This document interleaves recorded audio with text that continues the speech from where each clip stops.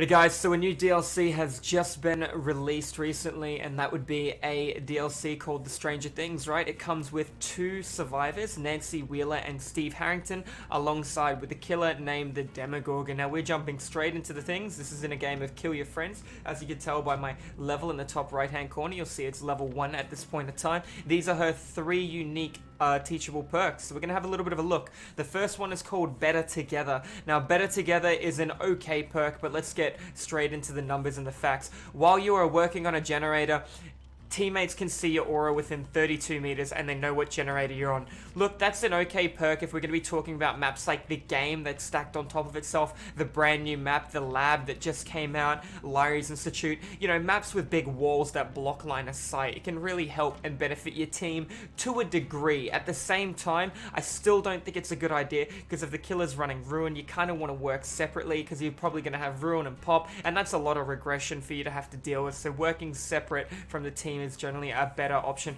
However, if the killer downs the survivor while you're working on the generator, all other survivors' auras are revealed to you for 10 seconds. It's still not enough to make the perk valuable. That is okay, because that does not say you need to be on a generator for it. It says, if the killer down... Okay, yes it does, my apologies. If the killer downs a survivor while you are working on a generator. So if he downs Jeff all the way by the shack, everybody's aura is revealed to you. I personally would not rate this perk any good at all. You should be working on a generator yourself. You need to build up the confidence to do that. You need to understand the looping and the mechanics. If you're stacking on a generator, it's generally a mistake. The best way you beat a killer is divide split pressure throughout the center of the map and then the skirt of the map, forcing a poorer rotation for the killer. I know this because I'm a killer main.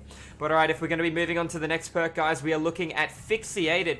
Fixated is a bit of an interesting one, right? This would help a lot of medium to inexperienced players. I think this perk's going to be null and void for a very, very veteran or a player with a couple of thousand hours in the game, right? Basically, you can see your own scratch marks.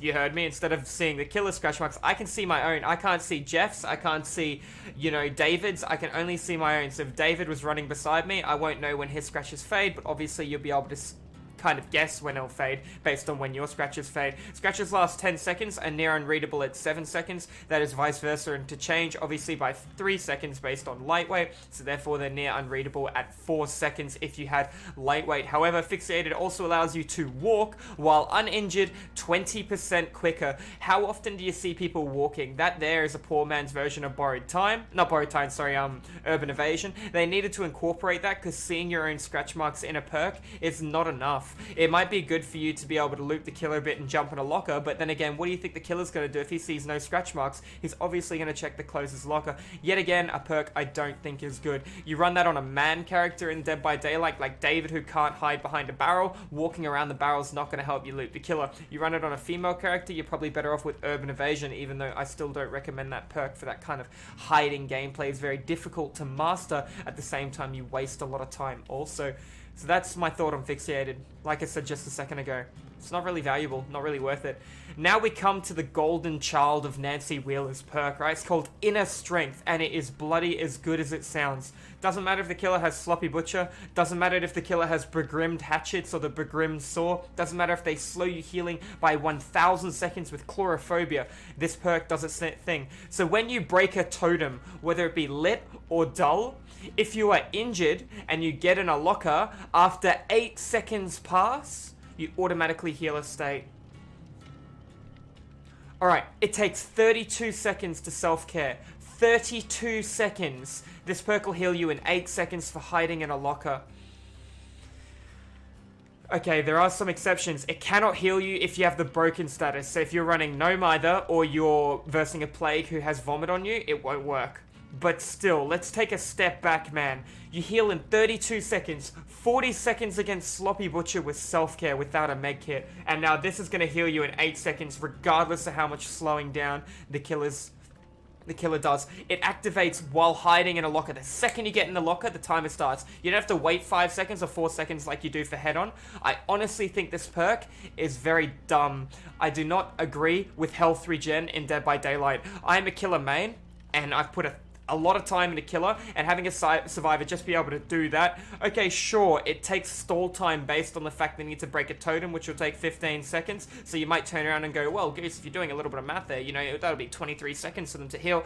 Yeah, I get you, I understand, but at the same time, it's 32 seconds to self-care, so you've just shit on Claudette's perk. I know you can heal at any time with Claudette's perk, however, I just feel this is too damn strong because it counters any form of penalty the killer has towards that. So, you know, Legion hits you with Borrowed Time, Sloppy Butcher, Thanophobia. Legion's already the worst killer in Dead by Daylight. I don't recommend that build, but I see almost every Legion with that build. What do? You jump in a locker for 8 seconds, you're good to go after you're mended from Borrowed Time, or the effect of Borrowed Time. It's just not... I mean, okay, the basement, the killer, you know, is coming to the basement after you just got hook saved. Jump in one of the random lockers. Wait, he cannot check all those lockers in 8 seconds. It is not possible. If he's smart, he'll see your blood. If your teammate's smart, they'll go for a sandbag body block. They'll take the hit. They'll leave. You'll be in a locker healing. You'll dash out of the locker. He'll M1 you, and you'll just run off on full HP. He catches you. You DS him. You're off into the sunset. There are just so many options. This makes almost all the M1 killers a lot weaker. Instead of running Sloppy Butcher and a lot of my recommended builds now, I have to change that to either make your choice or save the best for last. Sloppy was ideal and very good on the Pig alongside the Wraith with Discordance, you know, no heartbeat, 100% knowledge of where multiple targets are, and you can rotate in. Now that build has to change. And that sucks, because both of them are not top-tier killers. They're down near the bottom. So the weaker are getting weaker, while the stronger are getting stronger with Surge. But we'll get to that soon. So guys, that is all for Nancy Wheeler's perks. Alrighty guys, we're back again, having a look at Steve once again with the new DLC coming in from Stranger Things, and these are his 3 unique teachable perks, guys. If we're going to have a little bit of a look here, we are going to go straight into the first one, which is called Babysitter. In fact, I tell you what I'm going to do, I'm going to go right into here so you can see the tier 3 version. When you unhook a survivor, that survivor leaves no scratch marks, no blood trail, and can run pretty much from the unhook. The killer sees your aura glow bright pink, and you see his aura glow bright pink for 8 seconds. So it's kind of like Object of Obsession with no range on it. It could be the entire board if the killer's not camping, could be 5 meters if the killer's camping with Insidious. This is an okay perk, don't get me wrong. I mean, you'd run this if you wanted the killer's attention after an unhook, but you want to be honest, a killer would probably see that perk and just avoid you anyway, so I recommend Borrowed Time over this. This could be good against a killer that, you know, you can't see, because you could still see... I mean, I don't know about Freddy yet. I think Freddy phases in and out. I think you can see Freddy with it. However, it'd be good on a killer like the Pig, a killer like the Wraith that you can't see. Wraith can hide his tear radius. Pig can hide their tear radius, therefore Borrowed Time takes no effect. It's one of those perks, man. What would you rather? Would you rather somebody save you with Babysitter and try and get the aggro? Or would you rather Borrowed Time and have a 100% chance to take a hit?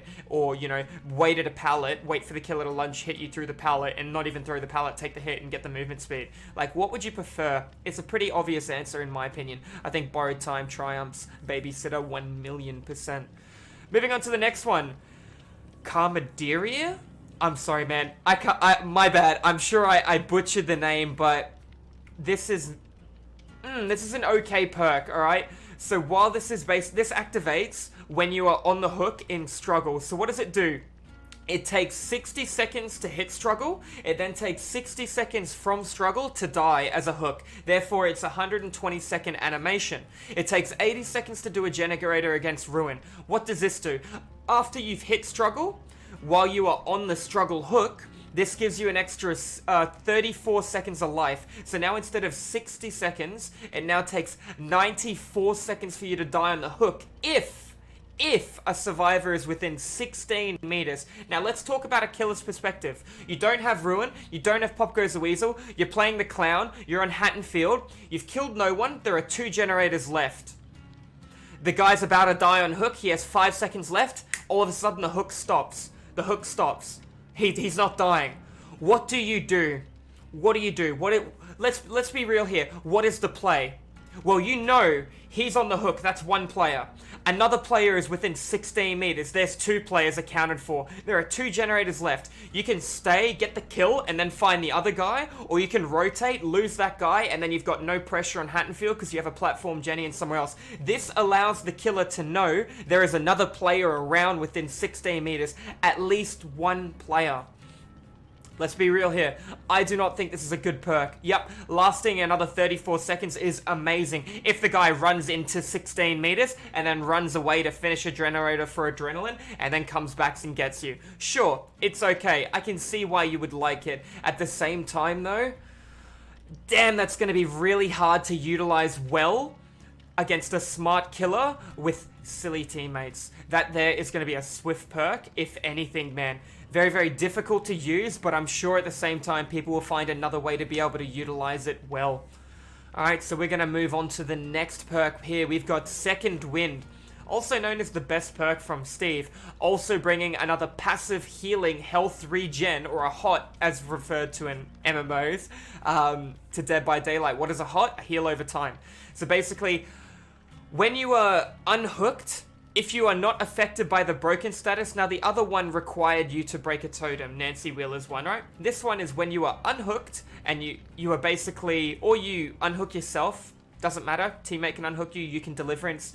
You have the broken stat, sorry, words are difficult. After 30 seconds, you automatically heal from hurt to full. So if somebody comes to save you with Will Make It, you're just like, I don't want your Will Make It. So they completely just destroyed that perk there. You're going to heal passively in 30 seconds. Yet again, why? Passive health regen is a big boo. Doesn't matter if he has Sloppy Butcher and Chlorophobia and Thanophobia and he's standing 2 meters away from you. That 30 seconds doesn't increase in timer. He will heal in 30 seconds. Much like in a locker, you will heal in 8 seconds. I really don't agree with the fact that these are not affected by killer perks that, let's be real here, it takes, like I said, 80 seconds to do a generator. To try and keep pressure on 7 generators across the board against 4 good survivors with an unholy amount of pallets, with a killer who doesn't have a chainsaw to get across the map at 230% movement speed, you're moving at 110 on the Huntress, you're in deep shit, you're in so much trouble, and they're just making the game easier for survivors again. So that really, really hurts here. I don't know what your thought is, guys. Let me know what your opinion is in the comments below. Sorry, my first time ever saying that. I've always wanted to say that. Anyways, guys, that is all for Steve Harrington on the Dead by Daylight new DLC, Stranger Things.